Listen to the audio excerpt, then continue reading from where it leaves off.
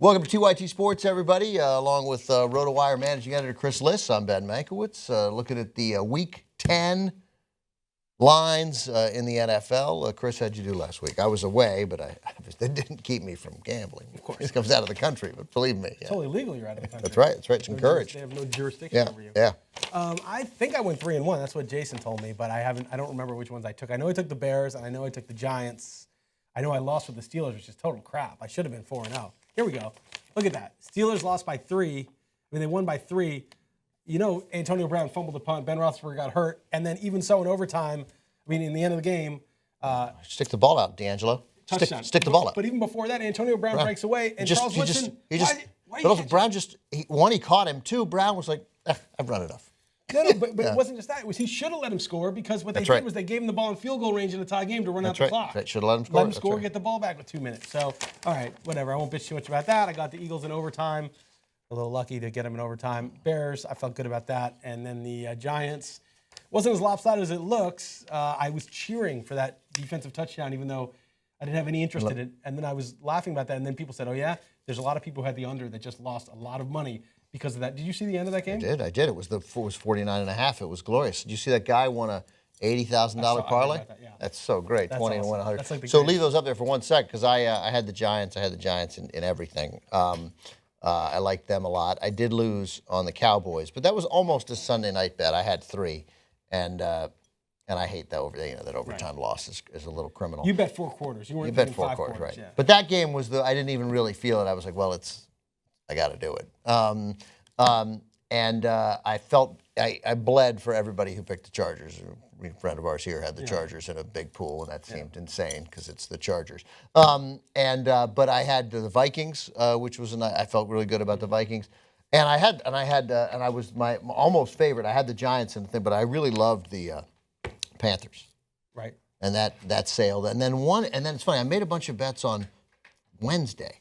And I'd forgotten. And then by the time the game rolled around, it turned out I bet the Saints -8. And that was the only one. It was 4-1. And I was like, well, what did I do that for? Yeah, what possible thing was I thinking there? But otherwise, I had a pretty good week. That's unfortunate. It's the opposite of finding a betting ticket. Totally. That wins. You realize. No, I mean, I knew it before. The question is, why didn't I then just lose the vig and go the other way and just get the free drink? Exactly. Yeah. That's right. I actually had a scheme like that with a friend of mine because it's now like it was a $140 bet just to get 1 free drink. And I was thinking, well, the drinks are about $18 each for these high-end, Hendrix martinis or whatever we want. So if we just intentionally bet both sides and just sit and drink, watch football, get 2 drinks, we pay the vig. It's between us for the 2 drinks, it's like $7 each plus tip.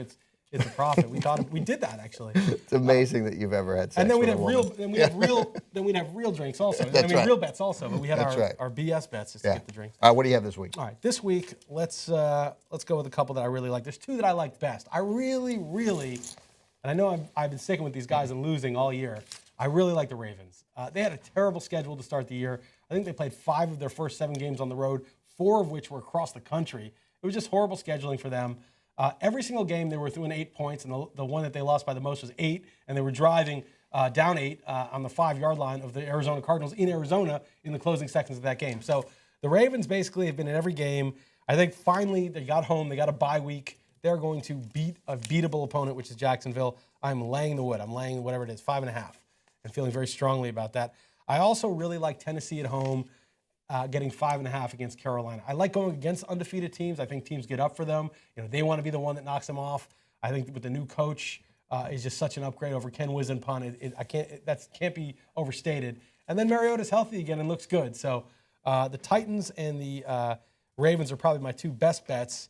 If I'm going to pick 2 more, I also like Washington at home against New Orleans. I don't think New Orleans plays well outdoors typically, especially as the weather starts to turn a little bit. We're in November, and Washington is actually getting a point. So I will take them against a very, very weak Saints defense. I like Kirk Cousins in fantasy, daily fantasy, to the extent that it's still legal where you live, which who knows how long that'll be. And then finally, if I'm going to take a 4th, I'm going to go with the Jets. They're only laying 2.5. I don't know why. I don't see how the Bills are better than them. Equal teams is 3 points.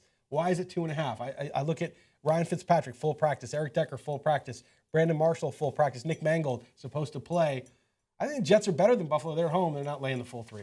I don't think they're better. I think they're even, but I still think that would put the Jets at 3, and so it's a puzzling line. That game, That scares me. And I can't figure out who's. I really have no idea who's better. Those are interesting picks. One of them, I will start with the one I'm going to go against you on completely. I think Carolina should be a much bigger favorite. I get it's the road. Tennessee's bad.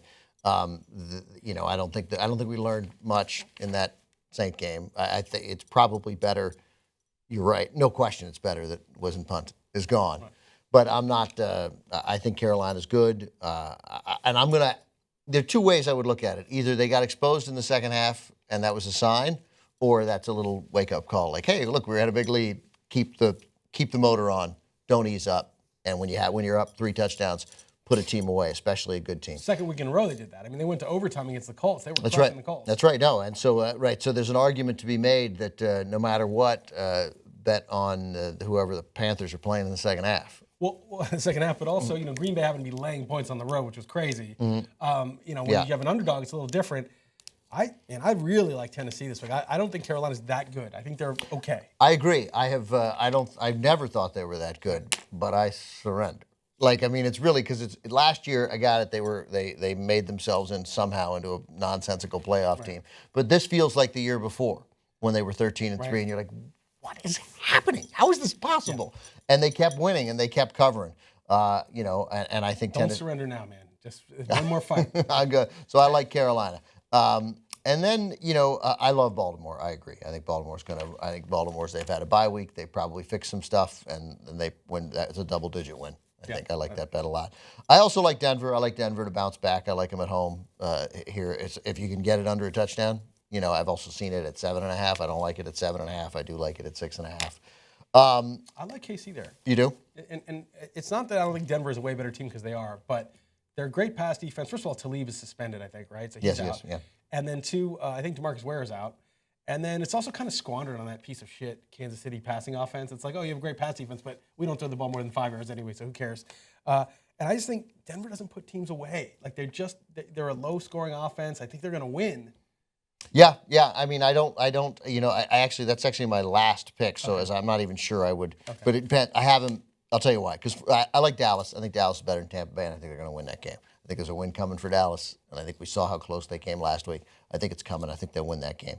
And then I love Pittsburgh 4.5, but I get it. First of all, there's some possibility that Roethlisberger plays, in which case you've locked in the greatest bet of the week. But I think they'll be okay, and I think if it's first of all if it's Roethlisberger and Manziel, then it's the 4.5 points is the dumbest. You've won gambling. It'll go to 10.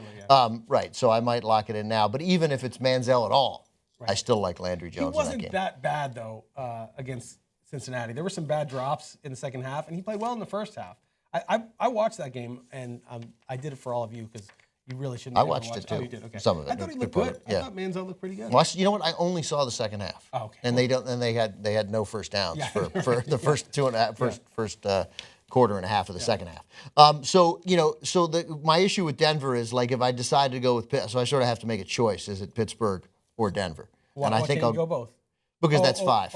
Like if we're limited to 4, then I would drop Denver and I'd go Pittsburgh. Okay. Yeah. But I really like Dallas. And the other one you mentioned, my other game that I marked and then crossed off was Washington.